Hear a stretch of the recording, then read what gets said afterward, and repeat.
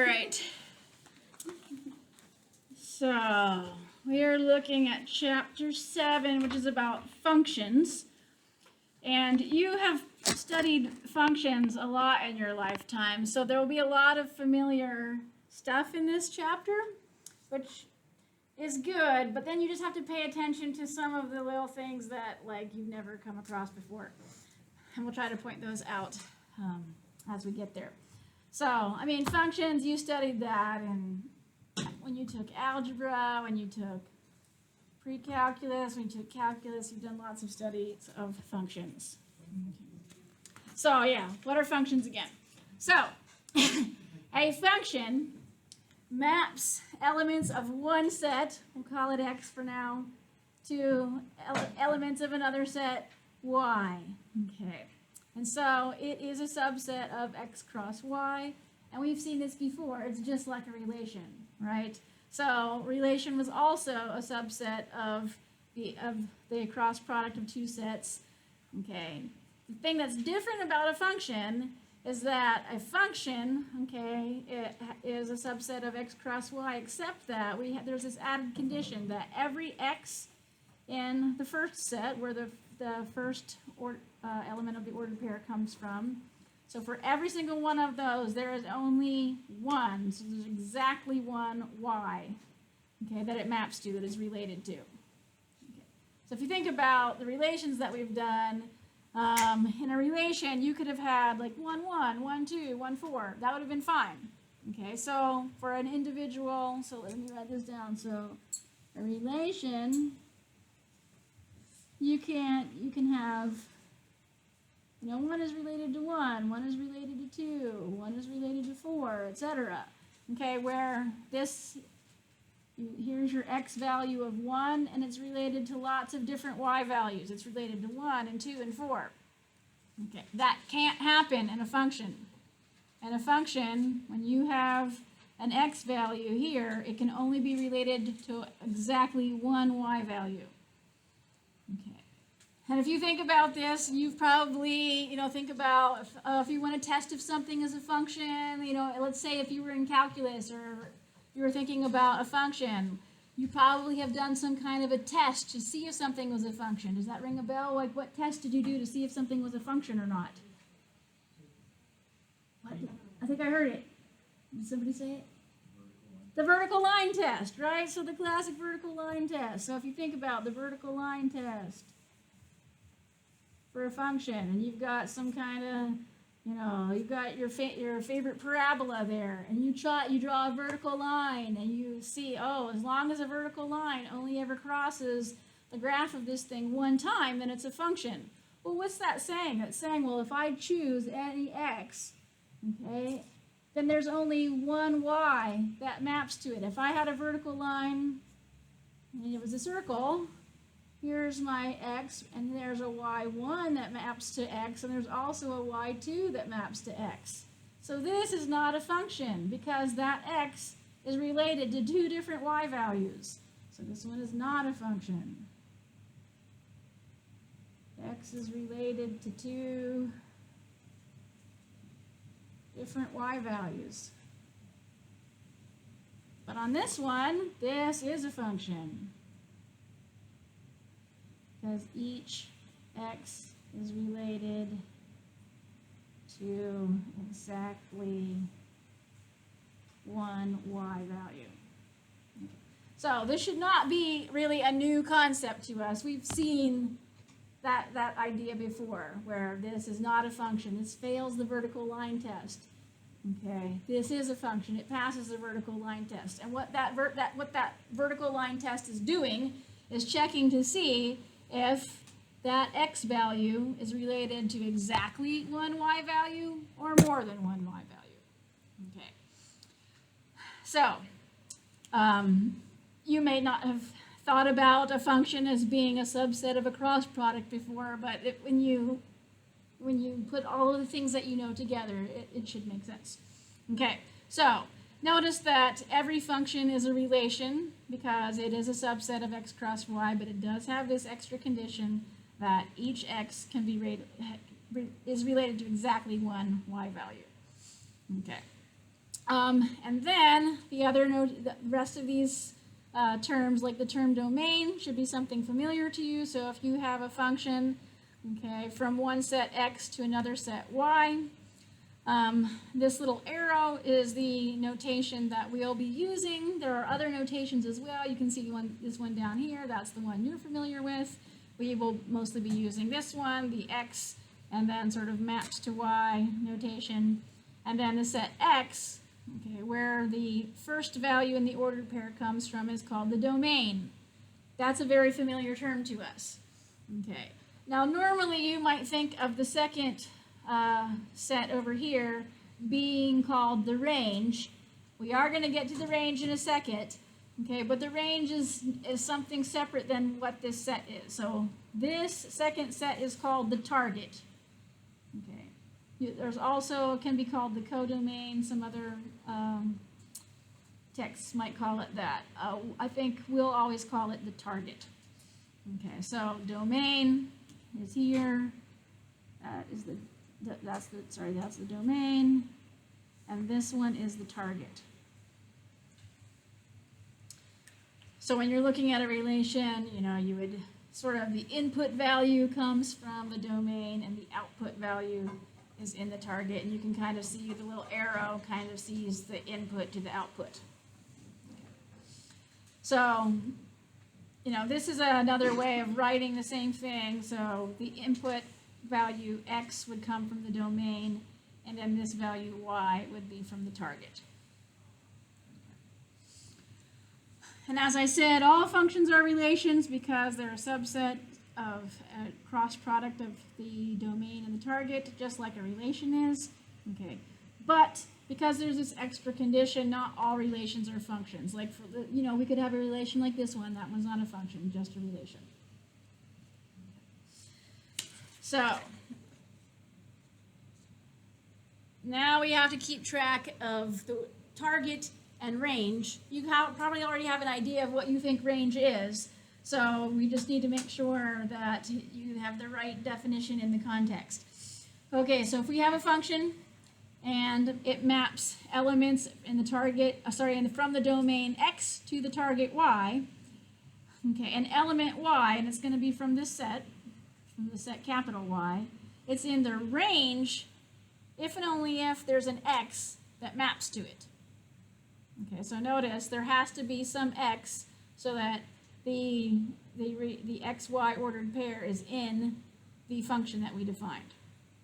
Okay, and so the range then would be the collection of all the possible y values that get mapped to by x values. And that's probably how you think of the range anyways. Okay, but realize that that might be a subset of this target. Okay, so we might not actually map to every single value in y. So we're going to differentiate between the sort of superset here of possible values that y could come from, and then the range is the actual values that we get as outputs. Okay. So the range is a subset of the target, not necessarily always equal to the target. So let's look at an example to try to kind of give concreteness to these definitions. Okay, so we've got a function, and we're going to get the input values. All the x's come from the set of real numbers, and then the outputs of our function will also be taken from the subset of real numbers. And the way that we define the function is that we are going to take the number from the domain, or square it, and subtract 4. Okay. So, domain. What's the domain?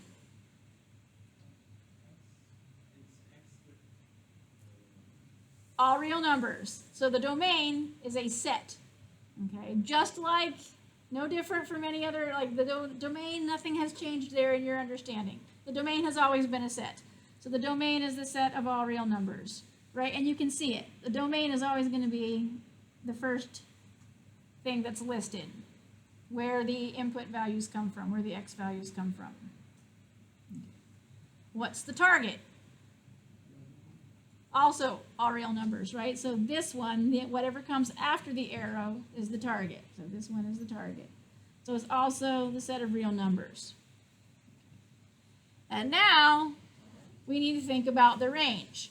Okay, so when we do this function, we're going to take values from the domain. So those are real numbers. We're going to put them into this expression. Okay, but we might not get out every single real number. Okay, we are only going to get out some of the real numbers. So how would you describe, like, what kinds of real numbers can we get out? All of them? Are they restricted? Which ones will we actually be able to get as results of this expression? Yeah, so like basically from -4 to infinity, anything that's bigger than or equal to -4. So in terms of our set builder notation, if you were to write it kind of this idea, so the range are going to be y values from the set of real numbers such that y is greater than or equal to -4.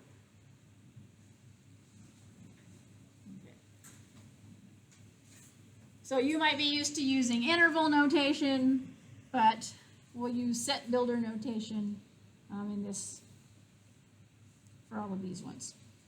Okay. So you're probably fine with domain, you're fine with range. Target is the thing that's new to you. Okay. So the target is just the set from which the range values come. May or may not be exactly the same. The range and target may not be the same. Obviously, in this case, they are not. Okay. So that's written sort of in our function notation that you're familiar with. You can also look at functions using arrow diagrams, just like we did with the relations. And this would only be practical if we have fairly small domains and range and targets. You would not want to do an arrow diagram for something that had an infinite domain, of course.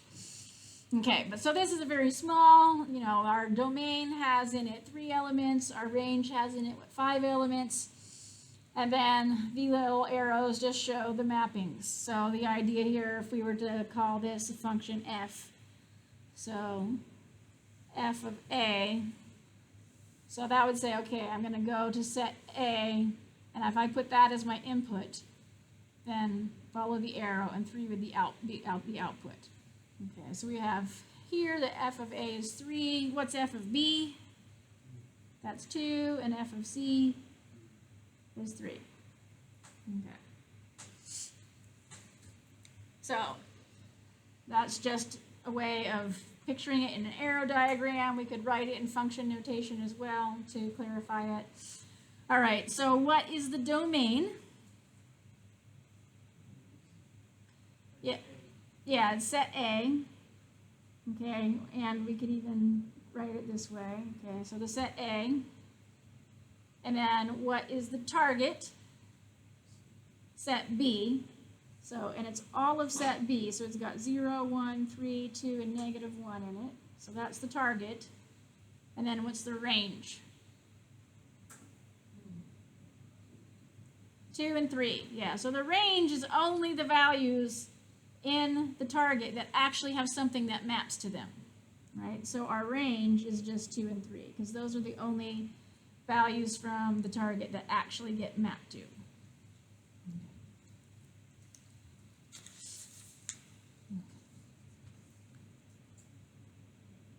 So we have this idea of a well-defined function. So a function is called well-defined if every element of the domain maps to some element of the target. So back here, this, for example, is a well-defined function. The domain has 3 elements in them, and all 3 of those map to something. Okay, so this is well-defined.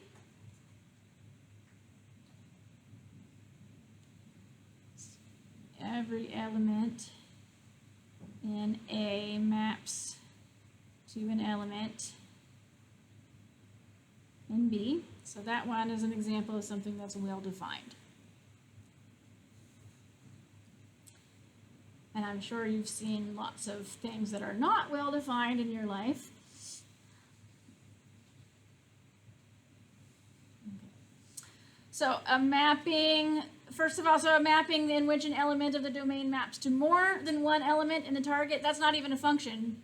So there's no use in talking about whether it's well-defined or not. So when we talk about something being well-defined, we're talking about a well-defined function. So if it's a relation, the term well-defined doesn't apply. So be a little bit careful about that. So, if it doesn't pass the vertical line test, like that, it's not a function. And so we're not going to talk about whether it's well-defined or not. The only time that we would use the word well-defined is if we already verified that it was a function, like it passed the vertical line test, it's definitely a function. And now we want to decide, okay, well, is it a well-defined function? And to see if it's well-defined, we'd have to see if every element in the domain mapped to some element in the target. Okay, so for example, let's look at this one. Let's say we're defining f. The domain is the set of all real numbers. The target is the set of all real numbers, and we define our function as 1 over x plus 3. So that would be well-defined if, no matter what number we picked from the domain, so from the set of real numbers, that it would map to an element in the set of real numbers, because that is the target. So is that true? Does every number x map to a real number?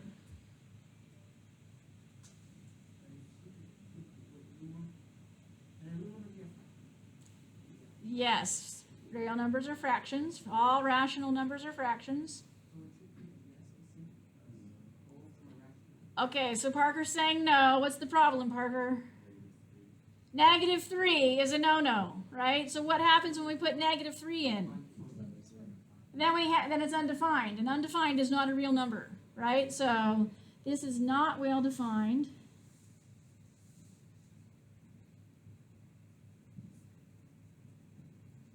Because f of -3, right, is undefined. So in other words, like -3 doesn't map to an element in the target R. Okay, so that would not be a well-defined function.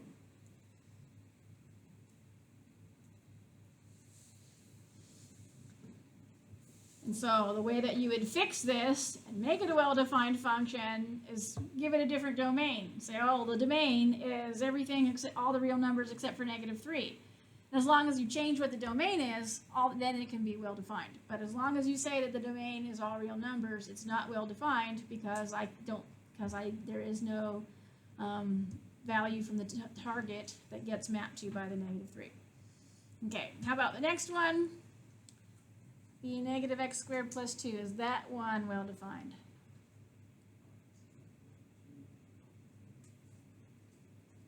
Yeah, that one's okay, right? So there's nothing in a set of real numbers. So if I take a real number and I square it and then negate it and then add 2 to it, I'm always going to get a real number. So that one has no problem. Okay, so this one is well-defined. So every x in the set of real numbers maps to an f of x that's in the set of real numbers. So that one would be well-defined.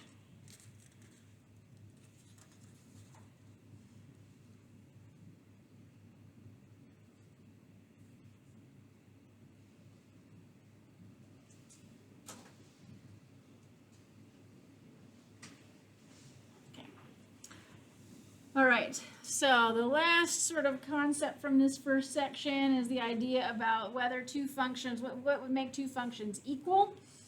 Okay, so there's really two things that are in this definition. So two functions, f and g, are equal.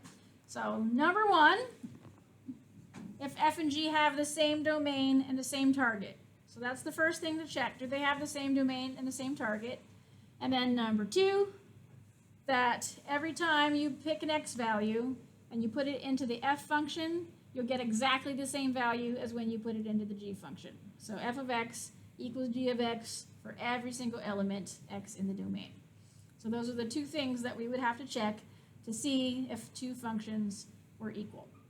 Okay. And then the notation f equals g is just what you would expect. That just means a sort of shorthand. You don't have to put f of x equals g of x. You'll just get f equals g.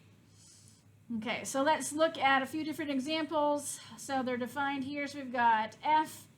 Okay, it's defined as going from real numbers to real numbers. And when we take a value from the domain, the value that it maps to is whatever that value is squared. Okay. And then the g function, okay, is defined similarly, except that we're going to take the absolute value of x first and then square it. And we want to see if these two are equal. Okay, so the first thing we should check is, do f and g have the same domain and the same target? So they both have the same domain of real numbers. They both have the target of real numbers. Okay, so same domain, same target.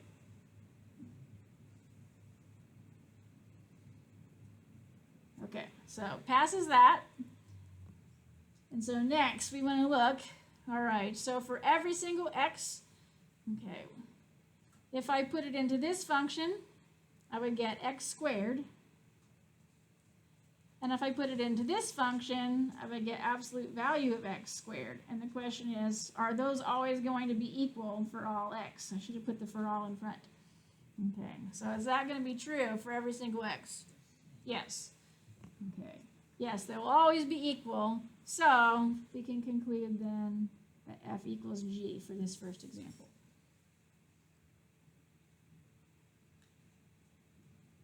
All right, for the second example. Now, it's really tempting to go and just look at this. Oh, if I squared this, this would be x squared minus 4x plus 4. Oh, and then the 4 plus 3 would give me 7. Oh, if I just expand this out, these are the same. Yep, they're equal. Okay, but what would be the problem if I just quickly did that? Sam? The targets are different. So notice this target is the real numbers and this target is the positive real numbers. And so you have to check that first condition. So even though these two rules give you the same thing, the targets are different. We have to have the same targets. So we ask ourselves, all right, same domain? Yes. That's good. Same target? No. So in this case, f is not equal to g.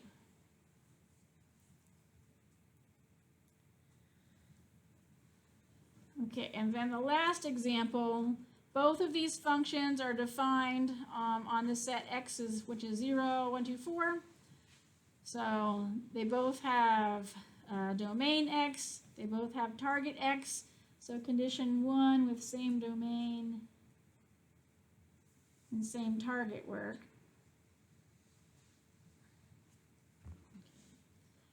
And now we need to see if f of x is always equal to g of x. Okay, so let's go ahead and just kind of go through all the values here. This is our g. So what is f of 0?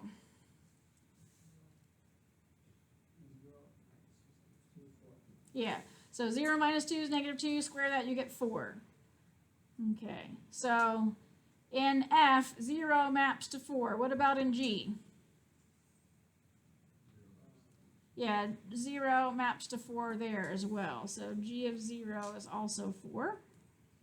So far, so good. How about what's f of 1? 1.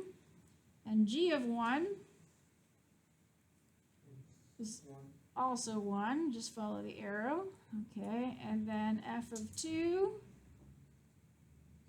is 0. And then g of 2, there's 2, we follow it, it's also 0. And there's one more input, oops, 4. I wanted it to be 3. And then f of 4 is 4. And then g of 4 is also 4. Okay. So for condition number 2, they're always the same. as well. And so in this one, we do have that f equals g.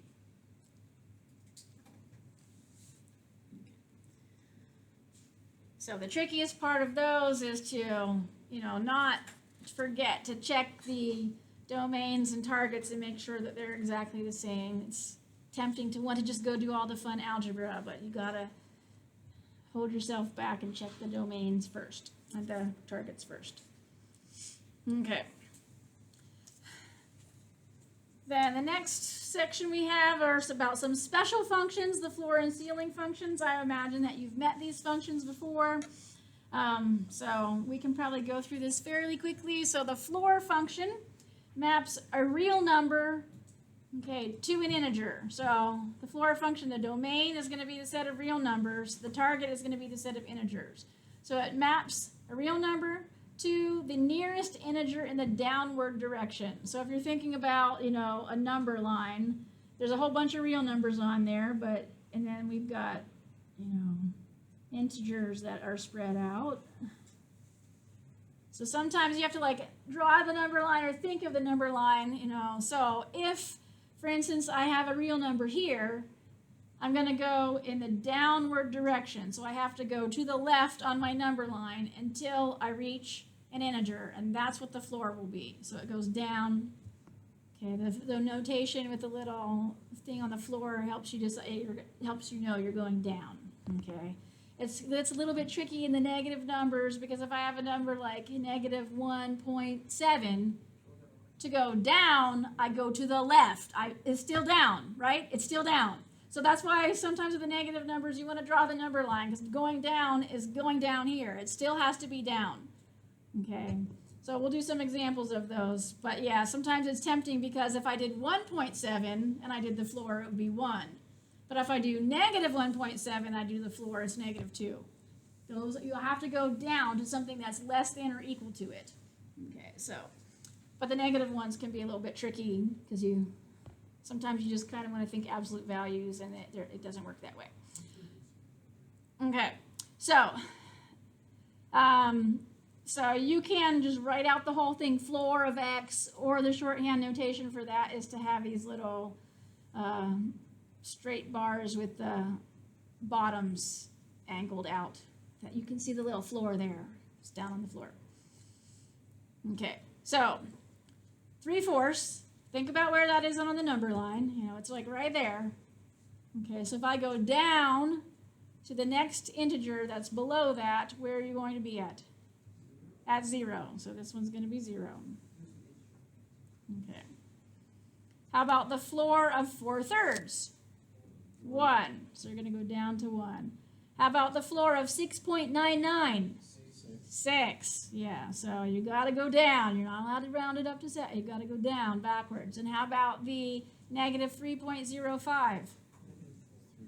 It's gonna go to negative 4. That's a trick. So negative 3.05 is right here.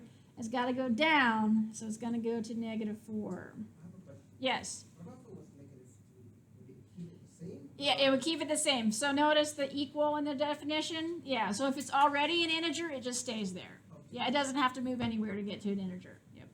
And that's this example too. So what's the floor of 2? Just plain old 2. Yeah. So good question. Yeah, so there is an equal sign there. So if it's already an integer, it just stays at that integer. Okay, so that's the floor function. And then the ceiling function goes the other way. So the ceiling function is going to go from the real numbers to integers, but this time we're going to go in the up direction. So move to the right on the number line instead of moving to the left on the number line. Okay, and the notation is very nice, because the little angled parts that come out are up at the top where the ceiling is. Okay, so I'll draw a little number line over here for us. Okay. So, negative 17/3 is between what two integers? Between negative 6 and negative 5, right? So, it's like right in here, negative 5 2/3. So, if I'm taking the ceiling, I'm going to go up to negative 5. Okay, so this time we're going to the right to go up to the next integer. Okay, how about 3.02, the ceiling? 4. That one will go up to 4. And then how about the ceiling of -4? Yes, negative is just plain old negative. If it's already an integer, notice again there's an equal sign there. So if it's already an integer, just stay at that integer. You don't need to move anywhere. Okay. All right. So we might see those kinds of functions come up in real life kinds of problems. Maybe you've parked in a parking garage and they charge you for partial hour. They're not going to charge you for 22 minutes. They either charge you for an hour or 2 hours and nothing in between. Like you don't get anything in between that. So these things come up. So let's say this is what we have. A customers are charged by the hour to park in a parking lot. Any portion of an hour is charged for the entire hour. So let's say the hourly rate is $6. I'm not sure where this parking lot is, but maybe if it was here in Cookville, it would be 6, but not in Nashville. Okay, so write a function, f of x, for the cost of parking. X is the amount of time that you spend there in hours. Now, if you think about the amount of time that you spent there, it's going to be, some real number, in between. It's not going to be always a whole number of hours. But you're always going to pay for a specific number of hours. So, okay, if I parked there, so let's say I would have this x, okay? Let's say I parked there for 1 hour and 27 minutes. How many hours am I going to actually pay for? 2 hours. Okay, so what are they doing to my parking time? They're doing the ceiling. So they're taking the ceiling of that, okay? And that's how many hours they're charging me for. So that will now give me how many hours I'm paying for. And if the hourly rate is $6, then I'd have to do times 6. Okay. And so that would be an example of how that might come up. Let's look at another one. Let's say we have a cell phone company that charges customers for a phone call. They do a 50-cent connection fee and then 10 cents for every full minute of the call. But this company is nice. They don't round up like the parking people do. They actually round down to the nearest whole minute. So if you get on the phone and you only talk for 58 seconds, you only pay for the connection fee, but you don't have to pay for the whole minute, right? So you can take it right up to almost a minute, but then you don't have to pay the extra 10 cents as long as you talk less than a minute. Okay, so let's say we want to write a function for this, g of x. Okay, so imagine, I talked for my 58 seconds. How are they going to charge me? What function should we come with? Yes, we're going to have the 0.5 that we always get, the connection fee, and then plus. 0.1 times Okay, but let's do it in terms of x. So think of it like a number, but so what are we going to do with the x? The number of minutes that I did? Yeah, we're going to do floor. So the floor of the minutes, and then and then that's going to be how many minutes I pay for. And they're each 10 cents, so I'll multiply that times my 0.1. Multiplication is commutative, but if you wanted to rewrite it as 0.1 times the floor of x, that's fine as well.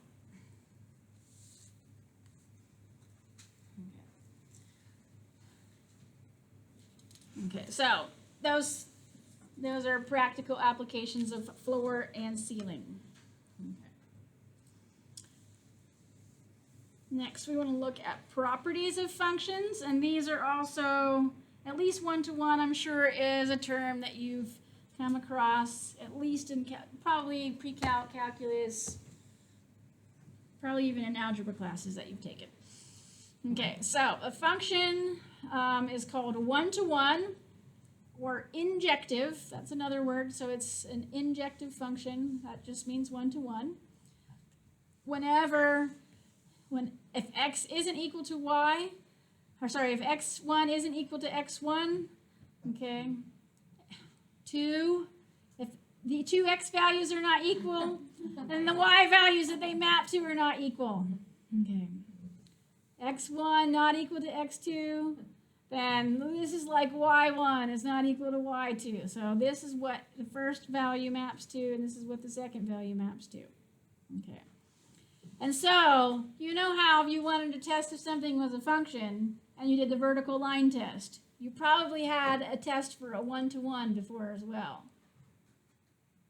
Somebody's got to know. What was your one-to-one test?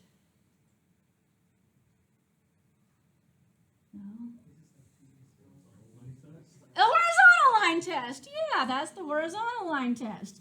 So, we've got the horizontal line test. Okay, so imagine you've got this function, like let's do back to our favorite parabola there. Okay, that's a function. It passes the vertical line test. But if you do a horizontal line test, okay, notice I've got this x1 here, and I've got this x2 right here. They're different, but when I look at f of x1, that's right here, that's at y. And when I look at this f of x2, that's right here, it's also y. So both, so these are not equal, but these are equal.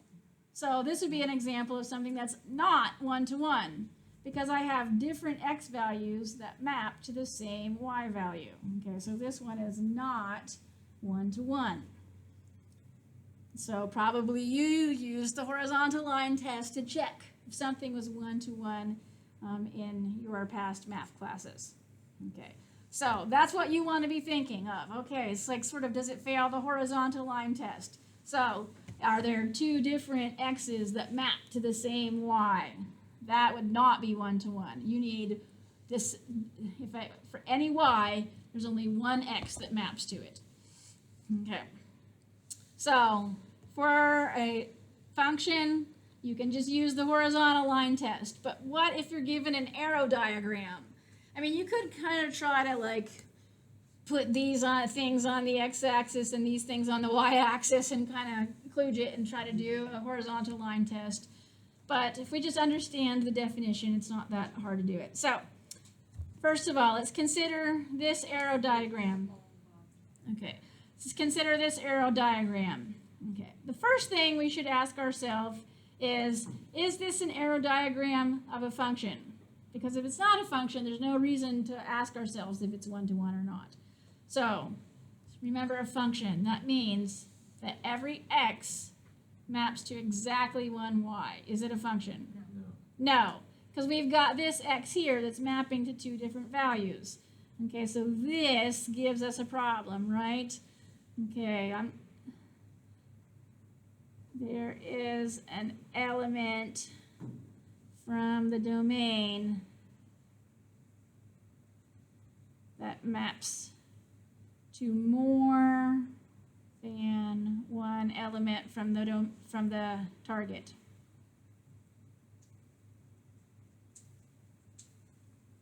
So it's not a function. So there's no reason to even entertain the question of whether it's one-to-one. Okay. How about the next one? Is the next one a function?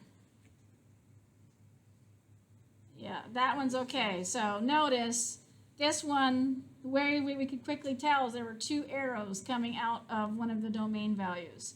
So if you scan down and you never see more than two arrows, more than one arrow coming out, then you're safe. It's a function, right? So this one is a function. You can go ahead and check them all. Only one arrow coming out, only one arrow. All the rest of these are functions. So we actually have to ask ourselves the question. But at least it's good to verify that they all are. Okay.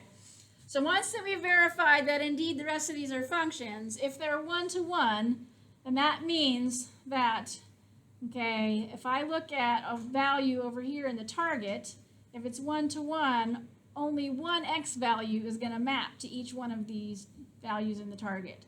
So is this one one-to-one? No, what's the problem? Yeah, so this down here. So this is our issue down here. So this one is not one-to-one. Okay, because we've got an element from the target that has two different x values that are mapping to it. It's not one-to-one. How about the next one? That one's fine, so this is one-to-one. How about the next one? No, this one's not one-to-one. And here's the issue right here. We've got two different x values going to the same y. And the last one? Okay. This one is yes, one-to-one. Yes. How about the ones that don't have any mapping? Like this one, you mean? Yeah, so the range and the target aren't the same. But there's just nothing that maps to it. But there's not more than one thing that maps to it, so it's still fine. It's still one-to-one. Okay.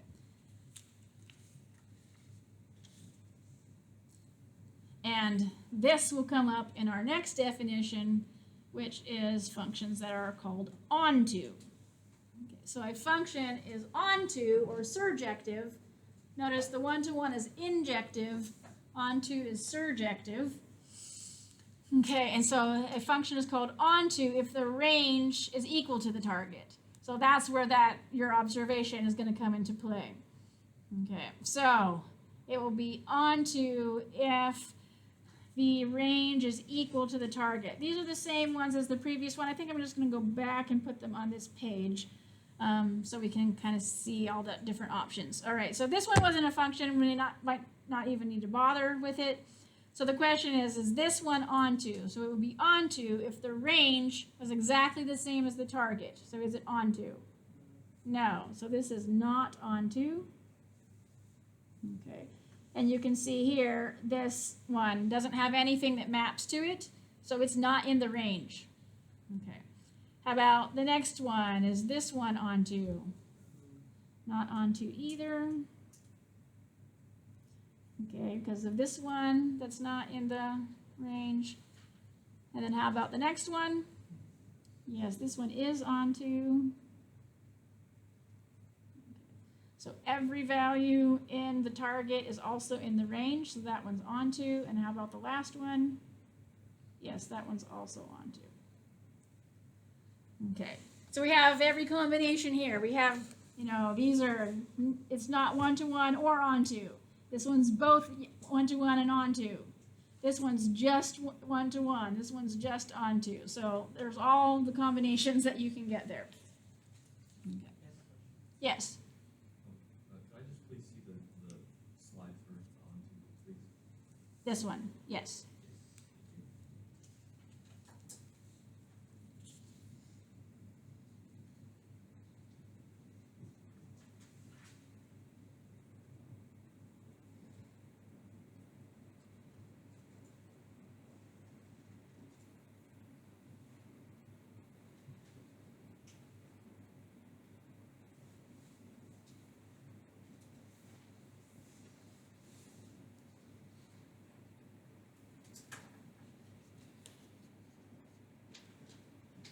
Tell me when you're ready.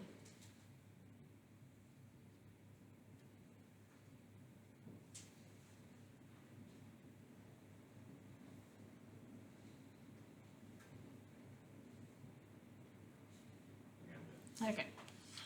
All right. So now that we've looked at things that are one-to-one and things that are onto, those seem like special kinds of cases, right? And so if we have a function that's both one-to-one and onto, that has a special name. It's called a bijection. So we've had injection if it's one-to-one, surjection if it's onto, bijection if it's both of those things. Okay, it's also called a one-to-one correspondence. Okay, and so think about this. That means that everything in the target gets mapped to, okay, and by exactly one value in the domain. Okay. So that's kind of the idea of one-to-one. For each one element in the domain, there's one element in the target, and the target happens to be the same as the range, and so everything gets mapped to. Okay, one over here maps to one over here. Nothing's doubled up. I know I don't have any inputs that repeat outputs. I don't have any outputs that come from two separate inputs. So, all right, so let's think about practical applications of why it might be a good idea to have something like a one-to-one correspondence. So let's say that we are trying to come up with some kind of a mapping of courses taught at a certain time slot to classrooms. Yes, this is one of my husband's nightmares. So he has to go through all the classrooms and look at the schedules and try to get, things scheduled. And so let's think, why might we want this to be a bijection? So let's kind of visualize this. So we've got our domain here. Okay, so our domain, we're going to map courses taught. So this is all of our courses. Okay, and then those are going to map to, okay, so the target is going to be all the classrooms. So imagine there they are, Bruner 327 and whatever else, and here's all the courses. Okay, so first of all, why might we want this to be one-to-one?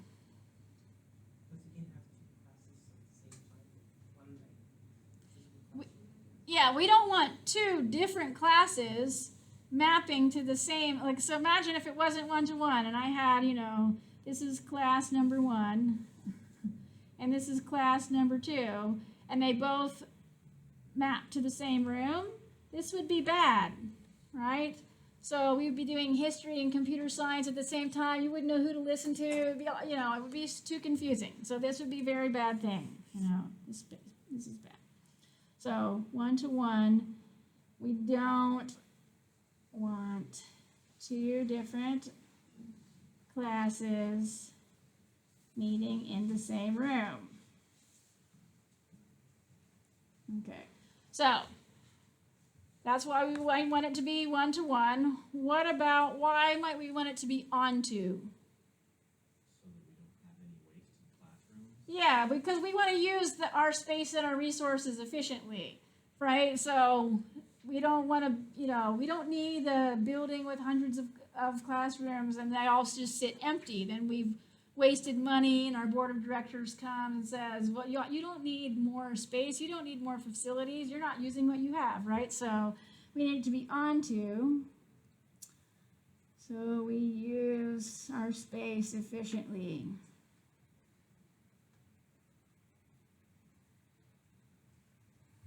Okay.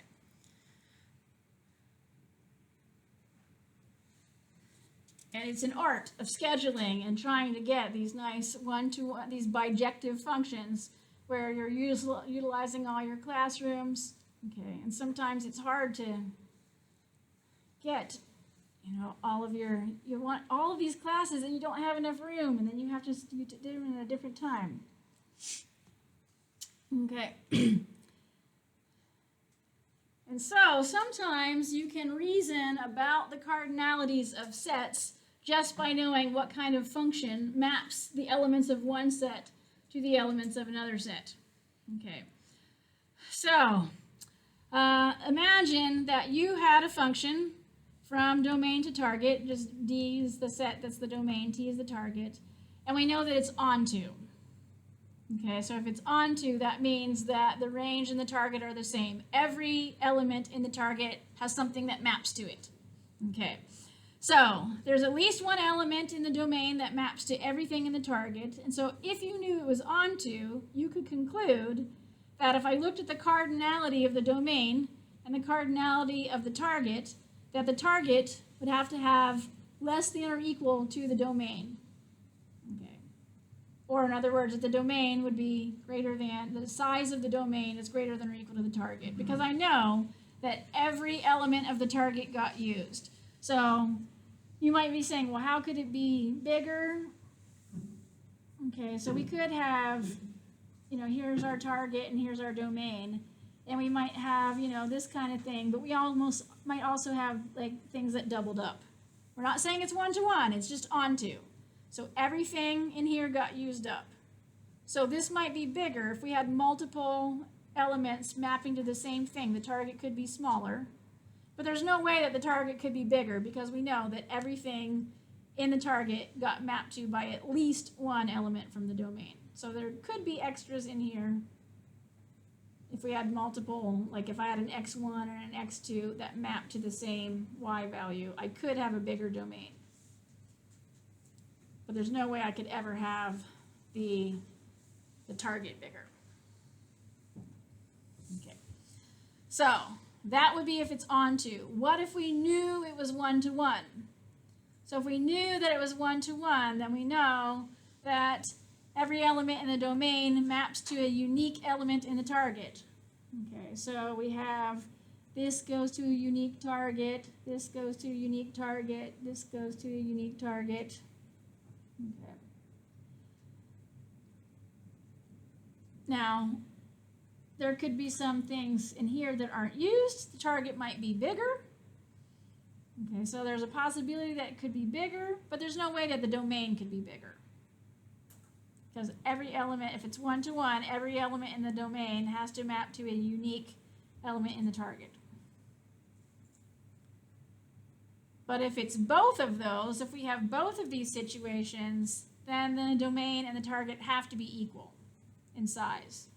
So the number of elements in the domain has to be exactly the same as the number of elements in the target. This bijection, that's kind of why we call it a one-to-one correspondence. For every one element here, there's one element over here. They have exactly the same number of elements in them. And one of these maps to one of those. Okay. Now, this might just seem like, oh, well, that's obvious. Why is that helpful? But it actually is super helpful to know that. Because sometimes when you want to count the number of things in a set, like you don't know how big a set is, you don't know how many it has, the way that you can count the elements in a set is to try to define some kind of bijection between a set that you know its size and a set that you're not sure about what its size is. Now, if you can define a bijection from one set to the other and you know the cardinality of the first one, now you know the cardinality of the second one. Okay. And there's all sorts of fun counting problems that involve like infinite sets with these. I just feel like we have to, because do you ever just sit and contemplate infinity ever? No? Yes? No? Like, Do you? yes! Absolutely. So I just feel like you should if you don't ever. So there's a couple of things that I'm going to show you, because you really should sit and contemplate infinity if you don't ever do it. Because infinity, So stressful. yeah, well, it's just amazing. Okay, so here we have this idea that if you can make this mapping from one set and you know its size to another set and you know its size, then you can show that they're the same size. Okay, so did you ever stop and wonder? Okay, so here's like the numbered line, and here's 0, and here's 1. And then there's all these rational numbers between 0 and 1, like, you know, a half and a fourth and a third and 3/7 and 279, 340 billionths, whatever. You know, there's lots and lots of fractions in there. So do you ever wonder, like, how many is that? And is it the same as the number of natural numbers, or is it the same as the number of real numbers? Is the number of natural numbers different than the number of real numbers? Are there more rational numbers than there are natural numbers? Like you say, there's an infinite number, but are they all the same? What do you think? Yes, no. So those are things that are interesting questions to ponder. So let's think about the number of just rational numbers between 0 and 1. And let's make it not include 0 and not include 1 because it's easier. So I want to think about the number of rational numbers between 0 and 1. Okay. So obviously, like if I were to ask you how many, you'd probably tell me infinity, right? There's like an infinite number. Yes. I would say there's more rationals than integers for like a certain specific range, but if they're both infinite, it doesn't really That's the matter. question, isn't it? Like, is it the same? Like, so do you think, like, if I had let's just think about the natural numbers, 0, 1, 2, 3, 4, 5, like that's an infinite number, right? and then we've got the rational numbers in there. Do you think it's the same as the number of natural numbers, or do you think there's more of them in there? Could you remind me what natural numbers are again? 0, 1, 2, 3, 4, 5, 6, 7, 8, 9, 10, and on it goes for infinity. Okay, so 0 to, like, just adding 1 to get to the next, whole number. Okay, and then there's all of these fractions and stuff in here. So is it the same, is the number of fractions in here the same as the number of natural numbers? That's the question. That exists? Yeah, that exists. Is it? That's the question. There are orders of infinity.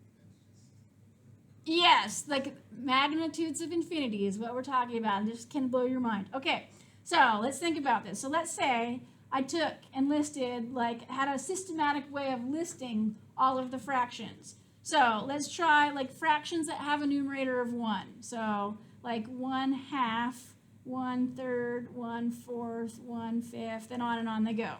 Okay. There's just an infinite number of those themselves, and I haven't even gotten to the fractions that have numerators of 2 yet. But let's write those out. Okay, so I still want it to be less than, between 0 and 1. So let's, like, start with, like, 2/3 and 2/4 and 2/5 and 2/6 and on it goes. There's an infinite number of those. And then I've got 3/4 and 3/5 and 3/6 and 3/7. And there's an infinite number of those. And then what? Yeah, and then let's just do one more. 4/5 and 4/6 and 4/7 and 4/8, and we've got an infinite number of those. And then I could just keep going, okay, forever and ever and ever. And I know I've repeated some, because, like, there's 1/2 here, and there's 1/2 here, and there's 1/2 here, and there's 1/2 here. So I could reduce them all and move and squish the line back, but there would still be an infinite number of them. So just, if you want to, like, take some of those out and move them back, that's fine. But I'm still going to have an infinite number in each line. Yeah. You can also do like vertical outline. Okay. So if I want to try, so I know, like, here I have the natural numbers, and the natural numbers go like this: 0, 1, 2, 3, 4. Okay. But if I can make a mapping, okay, and I say, okay, well, 0 maps to this number, 1 maps to this number, 2 maps to this number, and I can get this one-to-one correspondence, then the number over here is the same as the number over here. So for instance, like, if I make my mapping like this, 0 maps to 1/2, 1 maps to 1/3, 2 maps to 1/4, then I would only ever get this row. And it seems like there's more of these rational numbers, right? Okay. But what if I mapped it and I went like this, and I went this way, then down this way, then up this way, and over this way, and then down this way, and then like this, and I just kept, like, swiveling back and forth like that, and made 0 map to 1/2, 1 map to 1/3, 2 map to 2/3, 3 map to, and I could cover them all. Would this set and this set be the same size? I would think so. Now they are, yeah. So if you do the mapping the right way, then you can see that the number of natural numbers is actually exactly the same as the number of rational numbers between 0 and 1. Okay, so even though, like, to some people they feel like there's more of these, there aren't. They're exactly the same number. Doesn't that blow your mind? That's pretty cool. That is very cool. Okay. Now, we don't, like, this is maybe beyond what we'll get to do, is the number of real numbers also the same as the number of natural numbers and the number of fractions and rational numbers? Is the number of real numbers the same? Because there's an infinite number of those too, right? Real numbers. But there's, like, irrational ones in there and stuff. I'll tell you, they're not. There's more of those. There's an infinite number, but it's, like, infinitely more infinite. There's more of them. So you can't, there's no way to do a mapping between the natural numbers and the real numbers. And there's, like, a cool, like, proof by contradiction that shows it and everything, but maybe you guys don't want to see that proof. I don't know. Okay. So, but anyways, you maybe can go look that up. So this is called, so these rational numbers and natural numbers are called countably infinite, or they're countable infinite. And anything that you can do in a one-to-one correspondence with the natural numbers is called countably infinite. Okay. But the real numbers are uncountably infinite. You can't put them in a correspondence with the natural numbers. There's no way to do it. There's more of them. So these are uncountably infinite. So there's these different kinds of infinity. Okay, so that's why this result is so cool, because if you can make this one-to-one mapping between these two sets and you know the cardinality of one set, you can show that it's the same as the other one and they'll have the same number. And often that comes into play when we're trying to count infinite sets and you want to see, well, is something countably infinite or is something uncountably infinite? What could you map it to? So it's too bad we don't have like more time and more days in this class, because we could do all sorts of fun uncountably infinite proofs too. Okay. Yes, it's too bad. I can see the disappointment. Yes. All right. But it is intriguing. Don't you think it's kind of cool to think about? Like, and it kind of blows your mind. Yeah. Makes me think about the character from Sonic Forces that is also named Infinite. Okay. Is this a video game? It is, yeah. Okay. I'm sorry. I like Candy Crush, but other than that, yeah. So I'm not like much of a game play. I like Tetris. I like puzzle games. Tetris. You guys ever played a game called Dr. Mario? It's like a really old game, but yeah, I'm good at Dr. Mario. So when my husband and I were like dating, I got him this Donkey Kong Country 2 video game for Valentine's Day, and then it had like Diddy, I think was her name. She had like the ponytail. Dixie. Okay, and there was another monkey. That was Diddy. Okay, so Diddy and Dixie, yeah. And so like we could it was a 2-player game and I could play. And so what would happen is like we'd start the game, we'd play, and I'd play for like 2 minutes and die, and then he would finish the rest of the level. And then when he got to the end, then I would rejuvenate, and then we both get, and then I would play for like 1 minute and 47 seconds, and then die, and then he would play the rest of the level, and then as the levels went on and on, like I survived less and less time, but he got really good because he had to like beat the level all by himself all the time. But if we played Dr. Mario, there's like a 2-player option, okay, where and when every time your little pills come down and they dissolve, it drops like bad things on the other person's. I totally wasted him. Did you guys ever play Tetris Attack? Have you heard of that one? No, I don't know that. So. That's another good puzzle game. Okay, yeah. So I'm good at the puzzle games, but I'm really, really bad at like the shooting game. I'm not good at the shooting games, but yeah. All right, that was like completely off. Okay. So, last thing, properties of functions. Okay, so let's look at this last example and see if these functions are one-to-one, onto, neither, or both. Okay, so we're trying to figure out one-to-one and onto. Okay, yes or no? Okay, so here we're going from the domain of integers to the domain of integers, okay, and that's the same for all of these, and we want to know if it's one-to-one. Okay, so thinking about that, so is there any value, like over here, in that would be an output, where there's 2 different input values that would map to the same thing? Could that ever happen? Yeah, so what are some examples? So like so f of, give me one. F of 0 is, no, it's 4. Okay, because it'll be 0 plus 4. And then what's something else that maps to 4? F of 1 would map to 4. Is there anything else that maps to 4? Yeah, f of 2 maps to 4. You get the idea. There's several things, and f of 3 is 4, and f of 4 is 4. We don't get to a different number other than 4 until we get to 5, right? So this is definitely not one-to-one. Okay, because we have lots of different input values that map to the same output value. Okay. Is it onto? Can we get every single integer? Yes. Yeah, we can get every single integer. So we can always find something, and usually we can always find like 4 things that map to it, right? And that's just crazy in itself, because 4 things map to this one thing, and yet the domains are exactly the same. Yeah.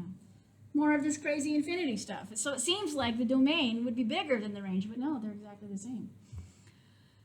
Okay, next one, we've got f of x equals 3x minus 4. Is that one 1-to-1? Yes, this one's 1-to-1. Okay, so we're going, once I get a value over here, there's only exactly one value that's going to map to it. I can't have two different integers that I put in that are going to give me the same value. And how about, is it onto? No. Yeah, I better understand if onto was functions like this. I could understand with dots, but with this, I'm kind of confused. Okay, so let's maybe make yourself a little table or some little dots then. Okay, so let's pick some x's and y's. Let's say if I want to get, if it's onto, that means I could get every single integer. So let's just pick an integer. Let's pick one, like, 7. let's pick 7. Okay, so if I put 7 in here, okay, what would x have to be for me to get 7? -1. Pretty sure. Wait. No. That's -7. That would be, yeah, that would be -7. If I want to get 7, what would I have to put in for x? 11. I'd have to put in 11/3. Is that an integer? No. No. So there's no integer. Because, 11/3 isn't an integer, right? 11/3 is what I would have to have. So is this one onto? No, it's not, because there's numbers that I can't get. Okay, I can't get 7. I could get 8, I can't get 6, right? So there's certain numbers that I can't get to. Because there's no integer that I can put in to give me 7 or 0 or 1. Okay, and then how about the last one, the x plus 4, is that one 1-to-1? Yes, so any x that I put in, it can only map to one value, and then if I have any y value, there's only one x that could have come to it. It's what the number that's 4 less than it. Is it onto? Can I get to every single number? Yeah, this one you can. And the difference here, okay, is I just have to say, I'm always going to have an integer when I solve for this. And there's no way I'm ever going to have any kind of fractional value, right? So I'll always get an integer. So this one is both 1-to-1 and onto. Okay. All right. That's probably a good place for us to stop because that's the end of a section. We'll finish up talking about inverses next time, which will be the end of chapter 7. And so section 7:1 through 7:3, which is what we did today, will be due next Tuesday. I'll put that up in Zybooks. We do have class next Tuesday, but if you're not here, I will record this our class and stick it up. If you aren't going to be here, I know some people leave and travel home, but remember that our extra credit is due on Tuesday. So if you're not going to be here on Tuesday and you're wanting to turn in the extra credit, you need to either email it to me, let me know, give it to me, drop it off in the office and put it in my mailbox or something like that.